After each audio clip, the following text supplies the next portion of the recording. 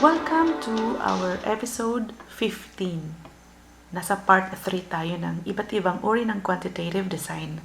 At ito, tatalakayin natin ngayon ang Descriptive Research Design. Ang Descriptive Research ay naglalayon na ma-describe at obserbahan ang research problem sa quantitative at qualitative na paraan. Nakafocus ito para ma-identify ang characteristics ng trends, frequencies, correlations, and categories ng mga tao, bagay, lugar, sitwasyon at mga katulad nito na gusto mong pag-aralan. Importante sa research design na ito ang matukoy kung ano ang kasalukuyang nag-i-exist sa gusto mong pag-aralan. Ito ay naglalayo na sumagot sa mga katanungan na what, how, when, at where, except ng why.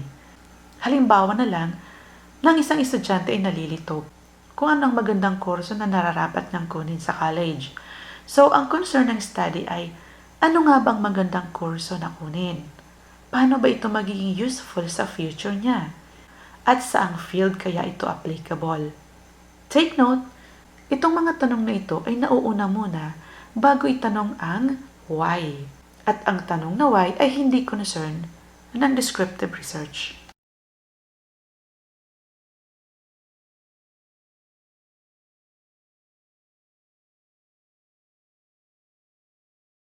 Ito ang kadalasang ginagamit ng mas nakararaming baguhang researchers dahil ang subject nito o ang pinag-aaralan ay una, inoobserbahan sa isang natural na setup o unchanged condition kaya makukuha mo talaga ang bagay na gusto mong pag-aralan.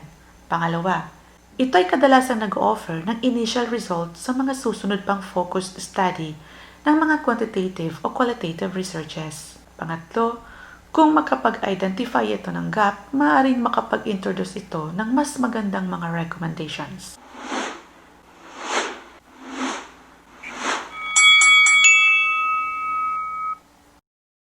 Pang-apat, kadalasang nangangailangan ito ng malaking number of respondents at data para sa detalyadong pag-analisa. Ngunit, pang-lima, hindi ito gumagamit ng hypothesis, katulad ng sa experimental at correlational studies.